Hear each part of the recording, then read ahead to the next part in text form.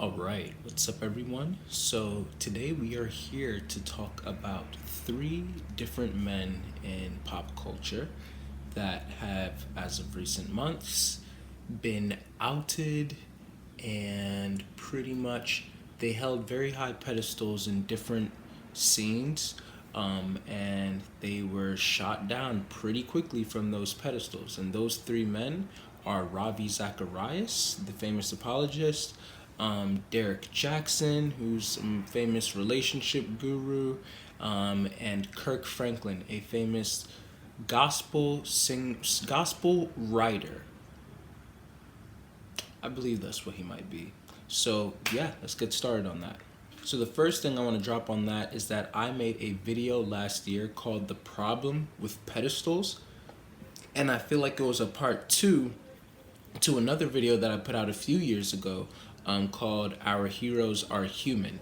Now, "Our Heroes Are Human" was a video that I made talking about various types of figures, the ones that, really were guilty and the ones that were not really guilty, some that we don't even know for sure, but they were all heroes and they all did wrong, or were accused of doing wrong. And I talked about how we should never allow like just one or few instances to completely shatter our view of a person.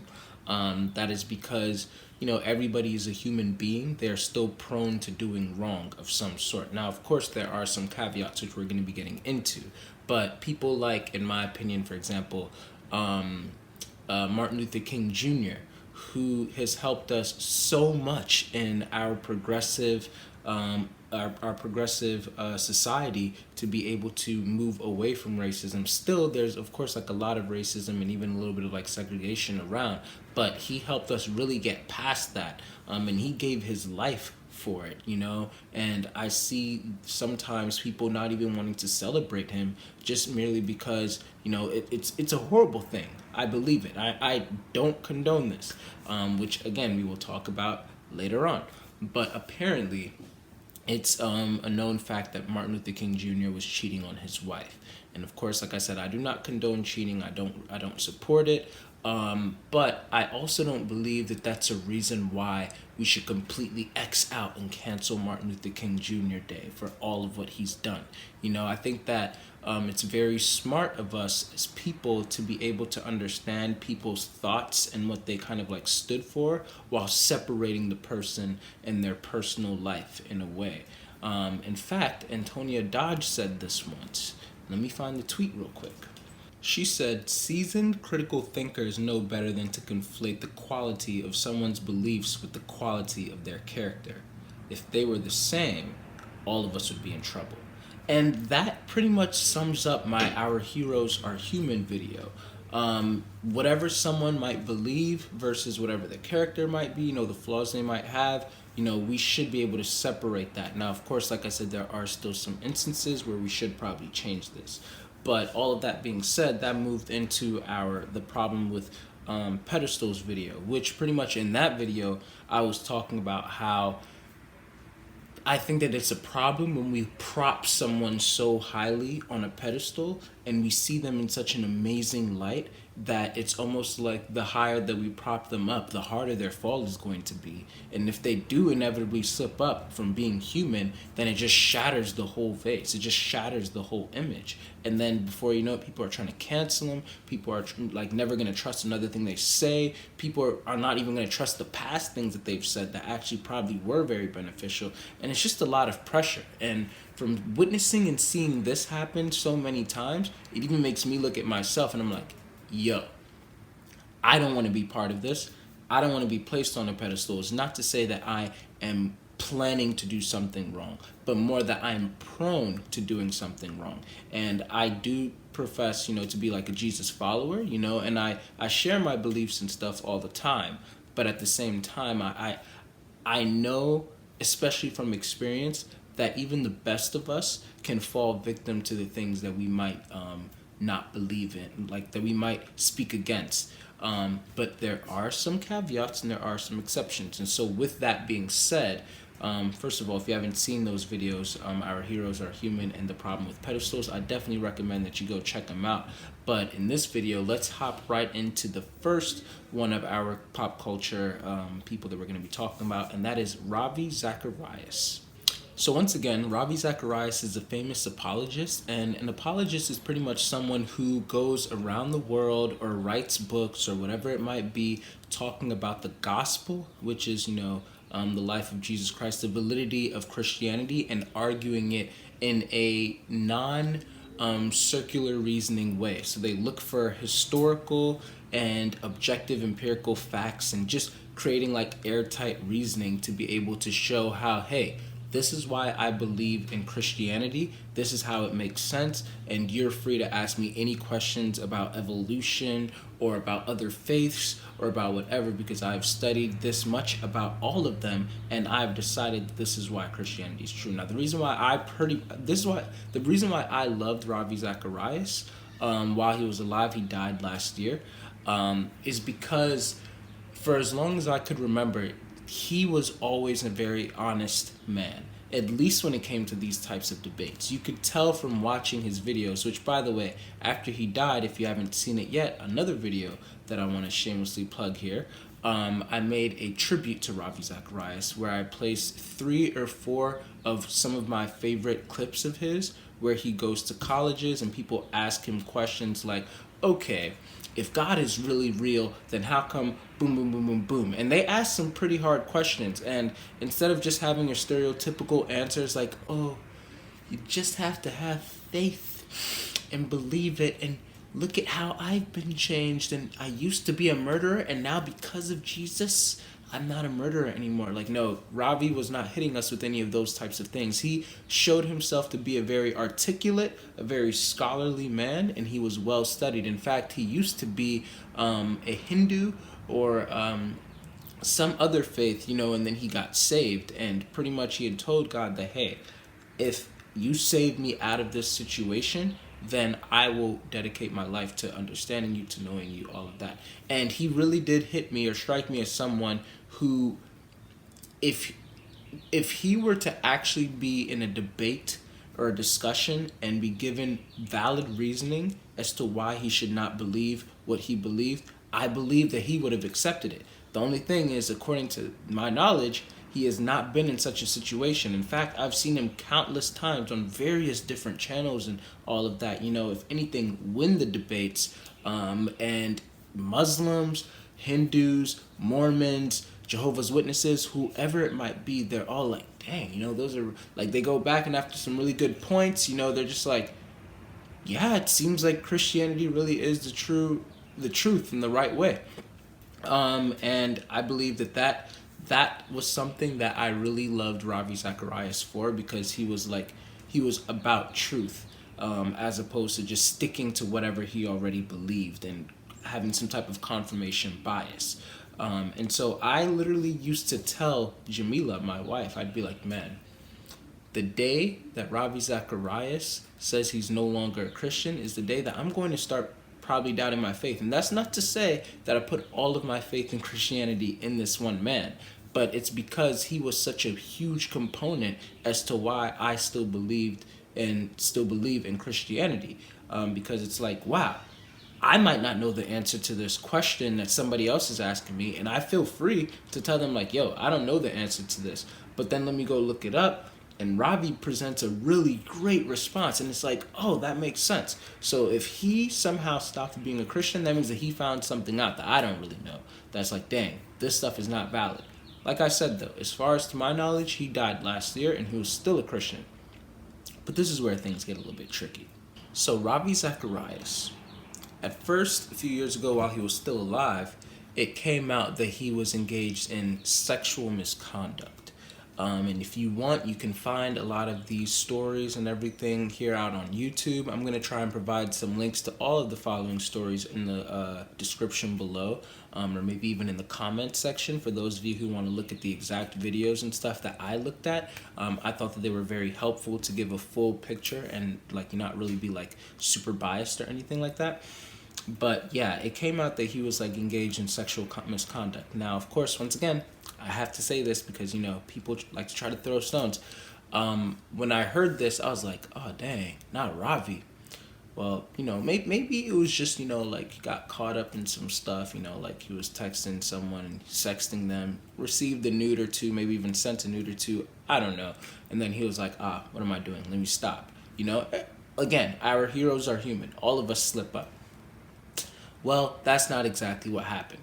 After he died, then it came out that apparently he had been fondling spa, like he owned like different like spas or something like that, and he was like not only like fondling them and everything as they were trying to give him massages, but he also was like exposing himself to them. He was repeatedly like stroking himself to them, excuse my candor, and just doing a whole bunch of inappropriate things on top of having a friend, or pretty much somebody that he was counseling, that had dealt with sexual trauma. She was married and everything, and she was years younger than he was, and apparently they had engaged in sexual misconduct as well, textually, and it kept on continuing, and then finally, when the husband found out, then there was this whole lawsuit. Like I said, this video is not to like try to give you all the details. If you want to know the details,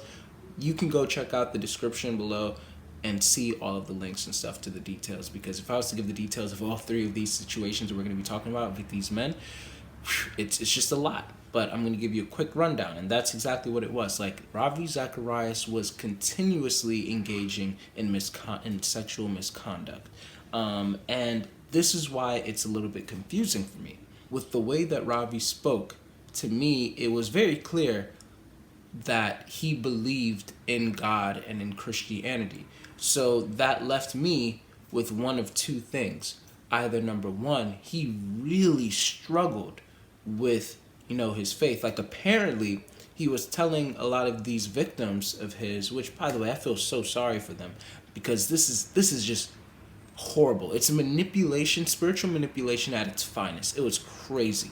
But Ravi Zacharias was telling these victims, like, hey, not only was he saying, like, yo, I really need this release, and man, sometimes I just dream of not even having this life so that I can pretty much do whatever I want, and it's just so much pressure and all of that. But he was also telling them that they can't say anything about their engagements, because if they did, then they would be putting his reputation on the line, and if they put his reputation on the line, then that means that, it would allow a lot of people who have been won over to Christ through all of his, sermons and his debates and everything like that. It's going to cause them to go wayward, and then they would be responsible for that. Again, incredibly manipulative. That is not how anyone should work, especially somebody who professes to be a Christian. So my thoughts, once again, were that, okay, maybe this man's just like truly struggling. But at the same time, if someone's like truly struggling and everything, like, God, he's great. He's full of grace, and he's merciful. He could see our hearts. He could see how much we're truly struggling versus, oh, we just don't really give a crap anymore. And so if he was truly struggling, as horrible as it sounds, God should be able to look at him and be like, all right, you know what, Ravi, your time is up. Let's bring you up to heaven because you've been acting up. Like, you're done. Your time is set, and he still goes to heaven. Now, if he didn't really struggle, but he just didn't care anymore, Christians would say that then that would mean that he's not really a Christian. And if he's not really a Christian, then that means, okay, did he just have all of these debates and he had all this sound reasoning, but at the end of the day, he continued to push forth his belief in Christianity because it was probably like making him money, and it was helping his organization, RZIM, to pretty much like continue to stay afloat, and his family and everything like that. But in actuality, sometime through his faith, he came and believed that, oh wow, there really isn't no God, but I can't tell everybody this now, so I'm just going to continue to keep this up. But now that gives me the freedom to do whatever the heck I want. And he pretty much did not care about the consequences spiritually. That is a question that we do not know. But all of that to say that, again, I know that I'm calling myself out. I placed this man on a pedestal, and when I found out all of the treacherous things that this man did. I was just like, dang. And it further reminded me of something that I had said in my misconceptions on Christianity video, either part 1 or part 2, where I talked about, hypocrisy, and how people who say that, see, this is why I don't go to church. Well, that's also like saying this is why I don't go to the gym, because there's fat people over there. The church is for people who are hypocrites, who are, trying to work on themselves, who are trying to become like, evidence of God's grace and everything like that. So in the same sense, so is the gym, like if you're not going to the gym because there's fat people over there, then come on now, like, you're human, you're probably fat too. And so this is another reason as to why it's like, okay, if anyone put their faith in Ravi and then this is why they're now leaving Jesus, that's different, because our faith in Christianity should only be based on our faith in Jesus. If Jesus really lived, check. And if Jesus really claimed that he was the Son of God, check. And he claimed, and then Jesus really was crucified and died, check. But then the biggest part, which is funny because this is the day after Good Friday, so tomorrow is Easter at the time that I'm making this, then that means that he really resurrected. And if he really resurrected, then that means that he really had died for our sins, and boom, boom, boom, boom. And that's where all of Christianity hinges upon.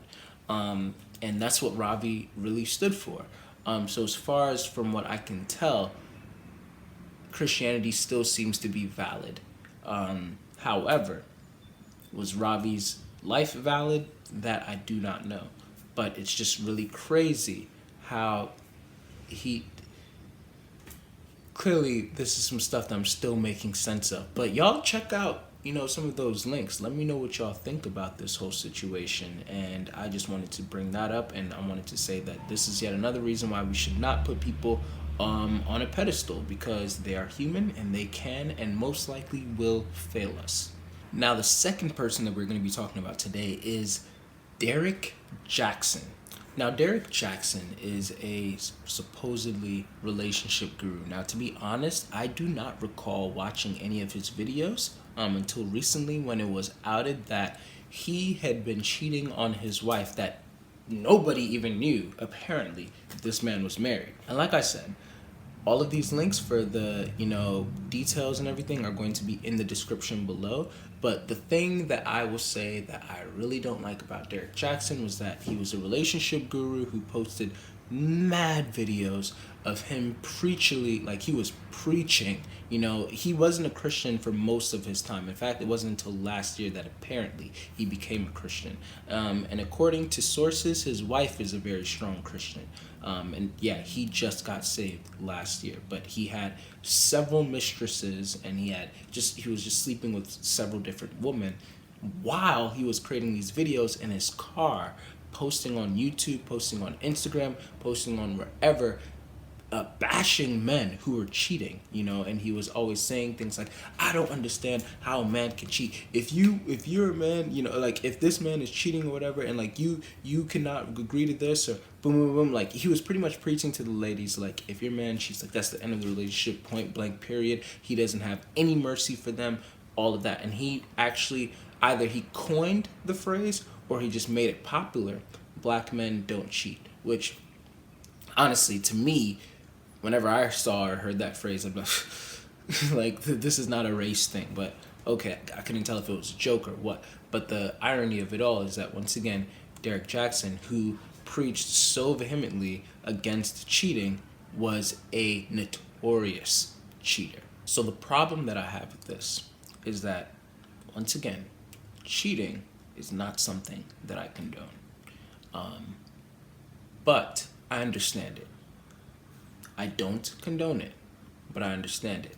To give y'all a little bit of transparency, I'm the same man who told my best man, the day of my wedding, that, man, I wish a girl would try to seduce me after today.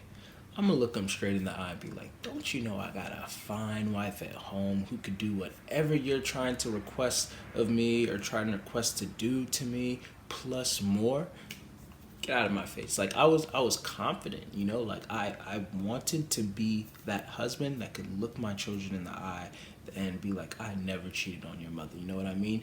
And even when we were having the premarital counseling, you know, I told my the premarital counselor, like, who was a great Christian man. You know, he's one of the best dads I've ever seen, you know, like, and great husband, all of that.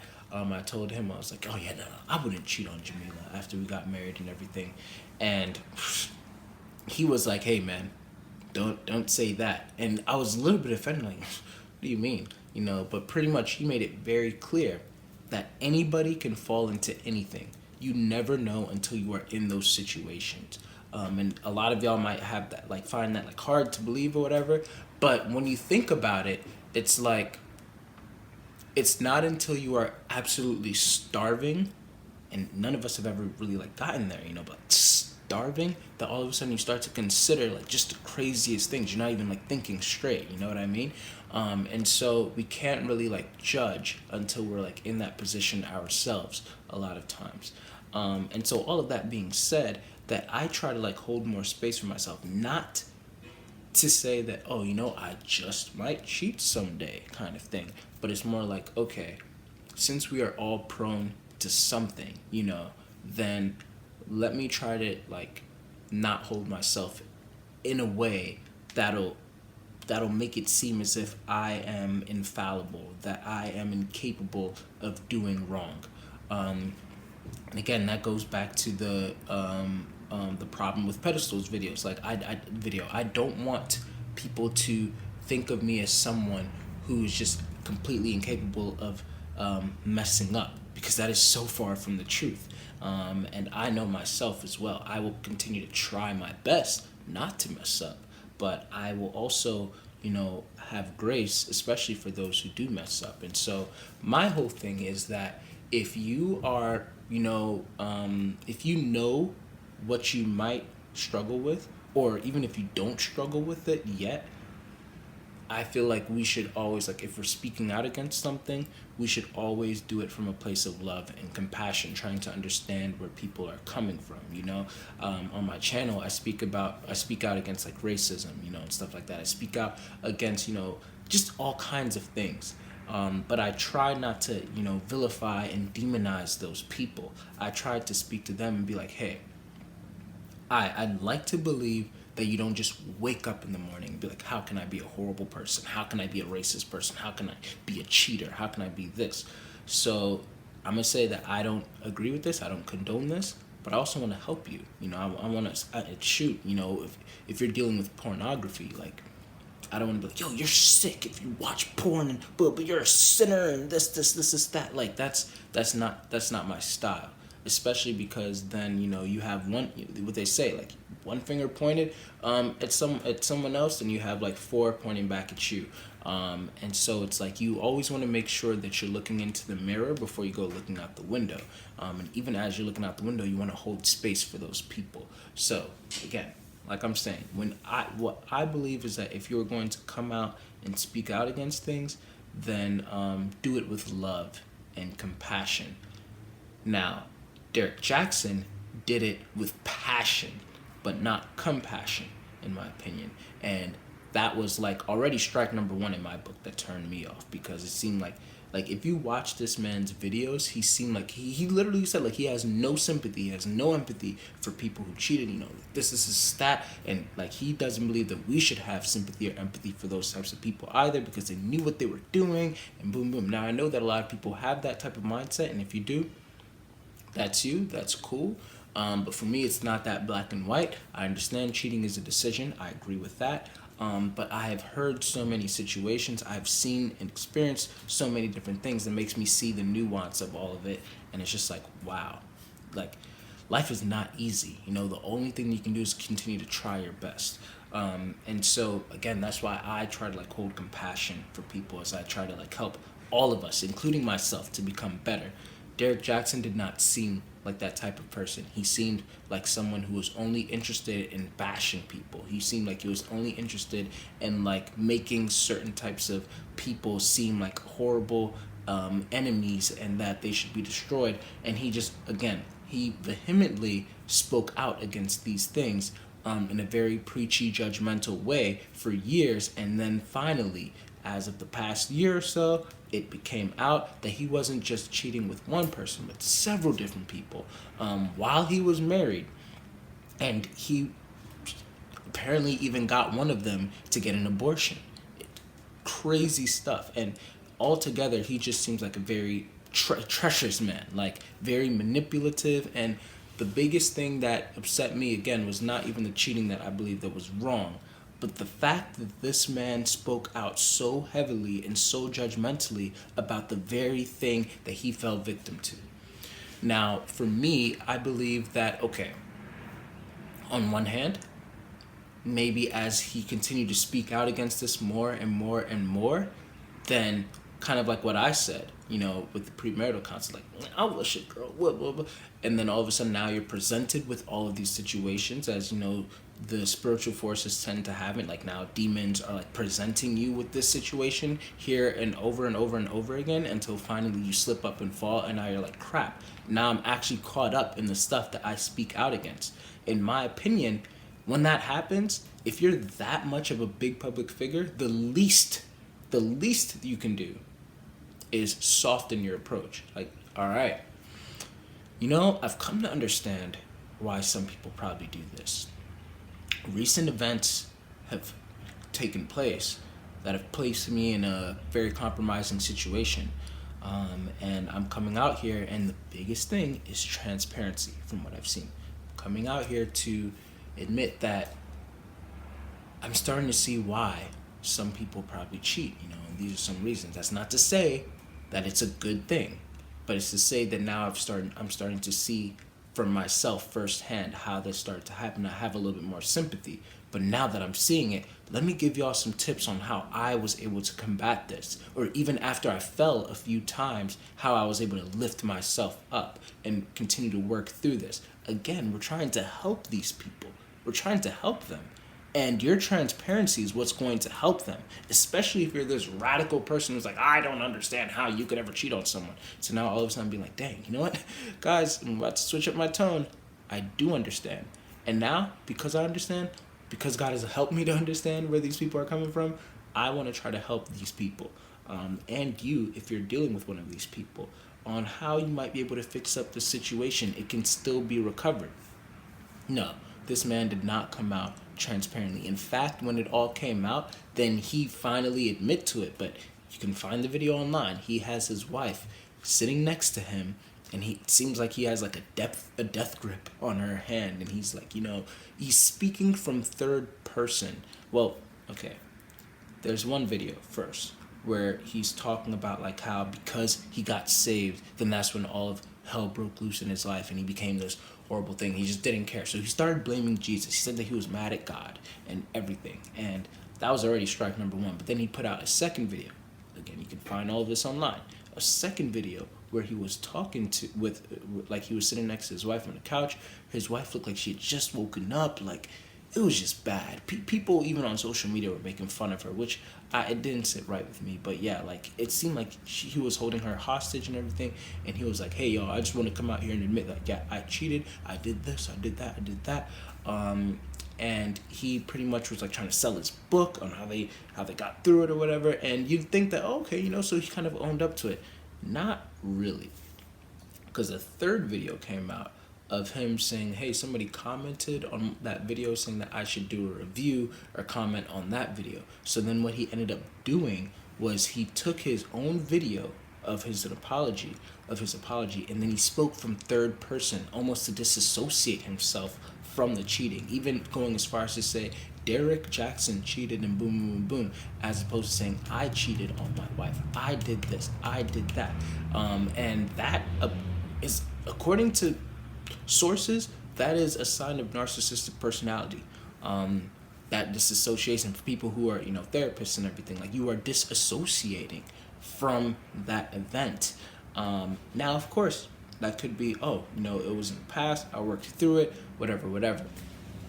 But with this guy's track record, I don't really know. And especially because when you look at a lot of the other sources, you get to see that this man apparently even after that situation was still doing stuff, and he was a horrible man already to begin with. Like he would speak down on the woman that he was cheating with, and it's just horrible. You guys should look into this guy.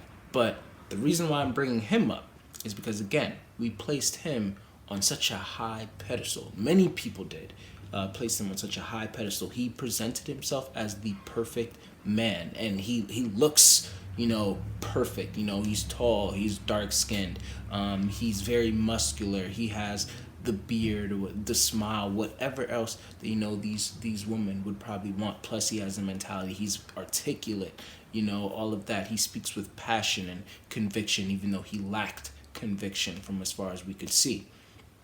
And from seeing that, putting him on that pedestal and everything, now we see him coming crashing down. And personally, just like what he said, I don't have any sympathy for him, because I would have if he came out a little bit more transparently and spoke about it when he started going through these problems. Unless if he had been cheating this whole time, and he was still, apparently he was making those videos in front of the person's house, the people's house that he was cheating with. So it's just like, clearly this guy, it seemed like he just didn't care about what he was doing. Like he only cared about bashing other people and then making money and profit from this exact thing that he was doing wrong. And I think that that's the biggest level of hypocrisy that I can even imagine.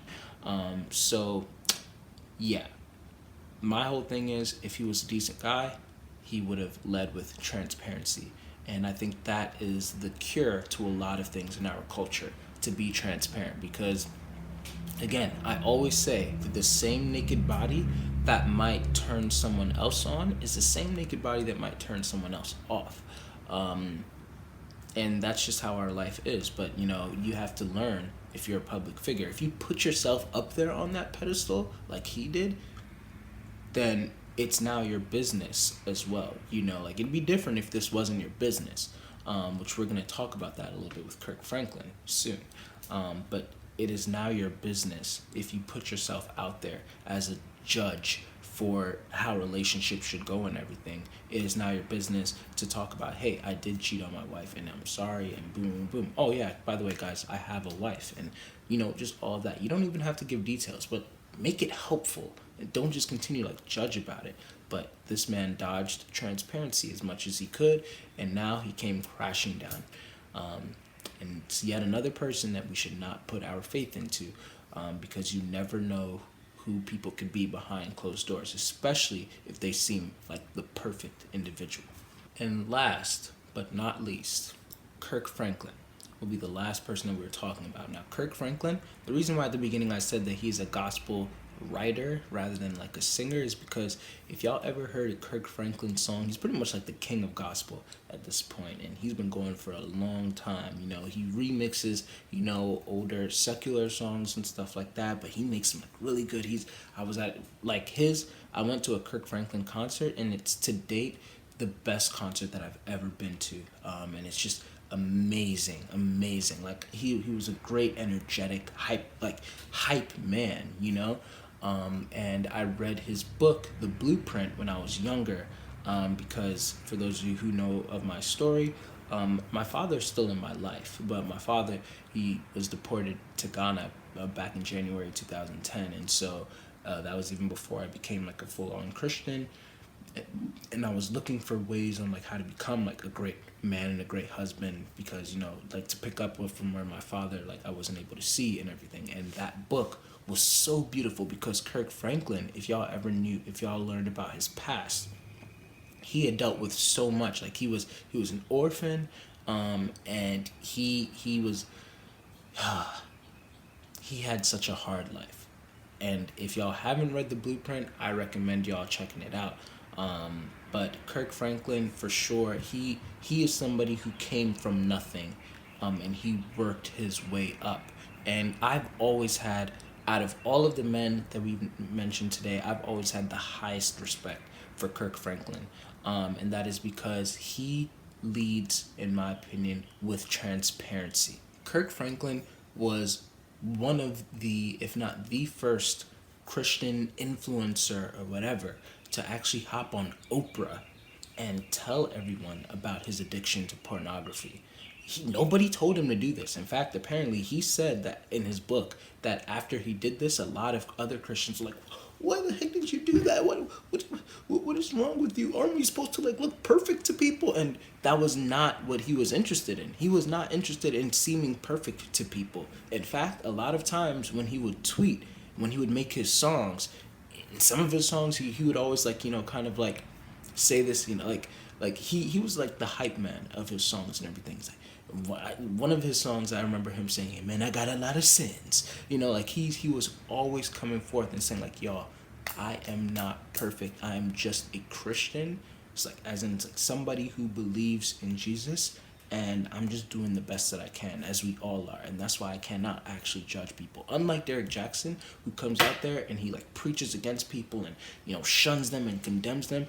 Kirk Franklin, from my knowledge, never condemns. He just comes out and all he talks about is love and his transparency. And so that is a big reason as to why, again, like I respect him and I really love him, and I think that he's a very like genuine person.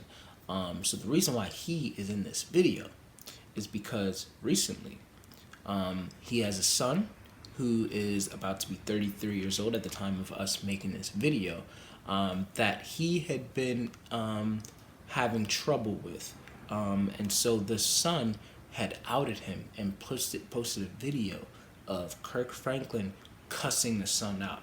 Now, the video is only about like 45 seconds long or so.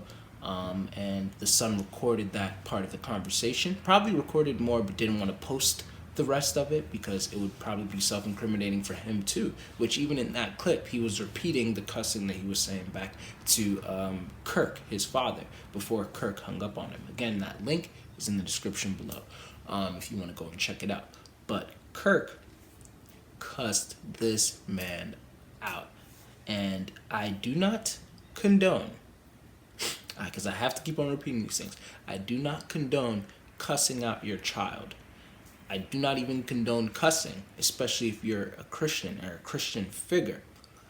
But when I watched that, knowing Kirk the best that I can, because, he still is a celebrity, and, like, he barely knows that I exist. Barely, because he tweeted me, like, twice or something. But he doesn't think about me. I don't know him, But from what I do know of him, from listening to his music, being an avid reader of his tweets and his book and everything like that, and watching his interviews, I know that I believe that he truly loves God.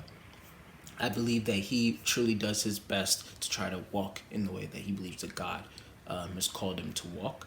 And I believe that he tries his best to be the best husband and the best father that he could possibly be. And his other children can vouch for that. And even the Walls group, they love him. He signed them. They made a song called Perfect People. And like, Perfect People make some noise. Nobody made noise in that part of the song, because again, like, he knows that he is not perfect. Well, so like I said, I don't condone the cussing, and I don't even think that Kirk Franklin condones the cussing, especially as a Christian and everything either. But he cussed the mess out of his son, and that, because I did not condone it and everything, and I don't believe that he's that type of person, this may have not even been the first time that he cussed out his son. The only thing I could think of was, dang, I wonder what this son did to make Kirk that pissed off to the point where he cussed him out. Of course, Kirk did not know that he was being recorded.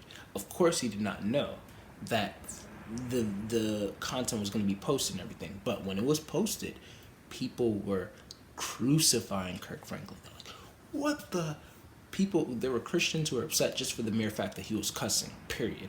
And then secondly, there were a lot of people in general, whether they were Christian or not, that were saying like, how can you talk to your son like that? I don't care if he's 33. This is why black children have trauma, and boom, boom, boom, boom. Now, for me, again, we don't know the whole story. And Kirk actually came on, gave a 1-minute apology, and he said that honestly, he knows that he said things that were inappropriate. Clearly, he was heated. He owns up to that. But he also added a little bit more context. He said that him and his son have actually been engaged in therapy, and he's been trying to reach out and help out and like try to be more of this father. And they've been having a private family issue for years, and Tammy, even in another interview they had recently, was saying that for the whole part of their marriage, this was a problem that they were having as well, because that was not Tammy, his wife. That was not Tammy's son.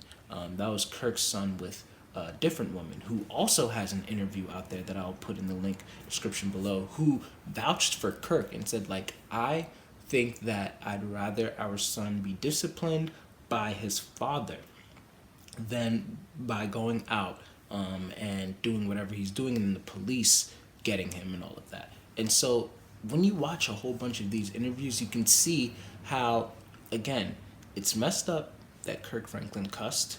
It's messed up that Kirk Franklin cussed out his son and threatened his son. He said that I will stick my foot up your... And if you're not familiar with black culture, he's not really gonna do that, okay? Like, I've been seeing comments and stuff like, oh my God, that's horrible. Like, no, sometimes, and again, I'm not saying that is right, but we just, when there's passion, when you're riled up, then black parents are just gonna say things, you know, but they're not really trying to do that. If anything, it's because of love. I was talking to a man, a pastor. I'm a server. So I was talking to a pastor at that I was serving at my job. And I asked him, I was like, hey, I know that you heard about this Kirk Franklin mess. What are your thoughts about it? And he was like, if you want my honest thoughts, it's about dang time. I'm like, oh, shoot. And he was like, yeah, from that, I could just tell that there's been a lot of problems going on between them and everything like that. And honestly, that is still your son. And that is still his father. He has to respect his father. I don't care if he's 33. He still has to respect his father. He should not be able to provoke his father to that extent, to be able to cuss him out or whatever. And he said, I'm a whole pastor. And he said, shoot, am I going to say that I never cuss? Absolutely not. Sometimes I cuss. I have a daughter. And sometimes when she act crazy, I get pissed off and everything too.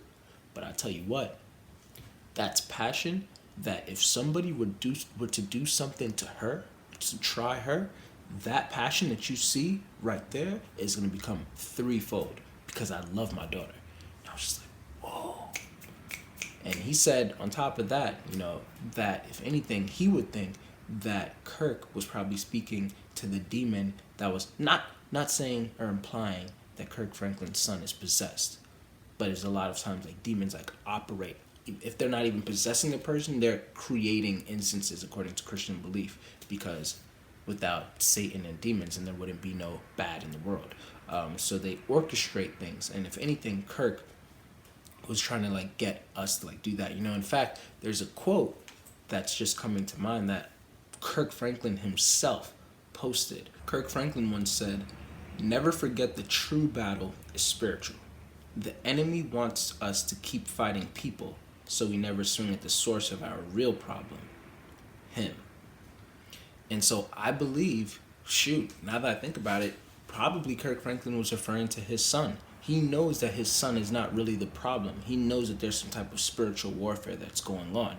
And being the Christian man that he is, yeah, he lost his cool in that moment. And he wasn't expecting it to become broadcasted and publicized. Again, he does not condone that behavior. But this was a private matter between him and his son, and he's trying to fix it through therapy and everything that his son did not share. Now, they have their own things going on. It's not really supposed to be our business, but now it's been made our business because his son put it out there in the world, which I think was, again, messed up. But his son probably has his own reasons for that. We don't know all of the details of that situation. That is, once again, a situation where I believe we should not place our heroes on a pedestal.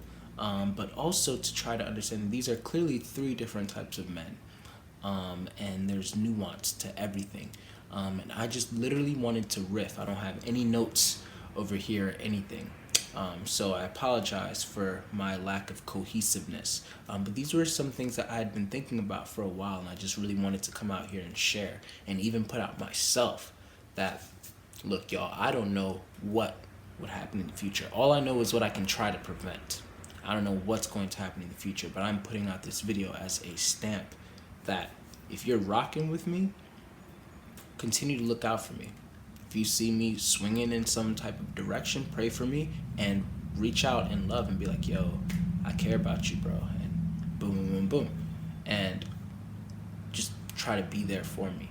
I don't want to ever be placed in a situation where, like how Kendrick Lamar said in his song Mortal Man, if it's the fan, is you still a fan? For those who truly love me, know me, want to know me, I'd hope that I don't let you down, but also at the same time, try not to put me up in such a position where now I can fall down. I can fall from some type of grace. I'm just as human as the people that I mentioned earlier.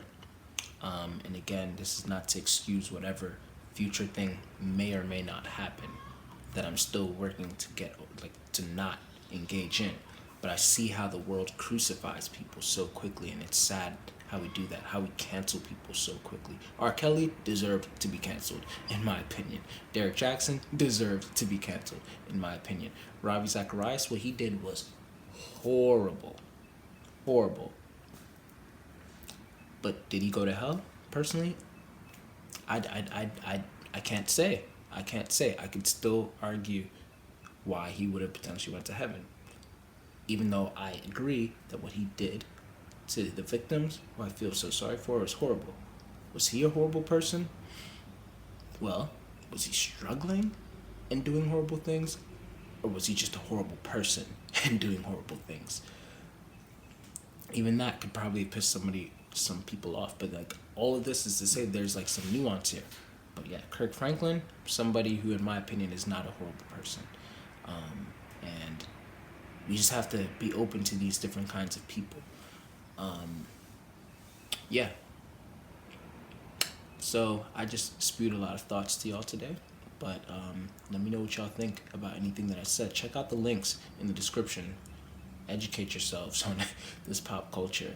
And leave thoughts, opinions, whatever. Discuss amongst yourselves. I'll be hopping in on the discussion too sometime. But yeah, I just kind of wanted to share this with y'all. And thank y'all for watching. Thank y'all for listening. Thank y'all also. We're almost at 3,000 subscribers. It's been a long time coming. And I've been trying to like build slowly so I can have more of a tight-knit type of community and subscriber family, as opposed to, you know, people who just, you know, are here for like one topic only, whether it's type or spirituality or, you know, the ins and out of me and Jamila's relationship, whatever it might be. So, hey, thanks for rocking with me this far.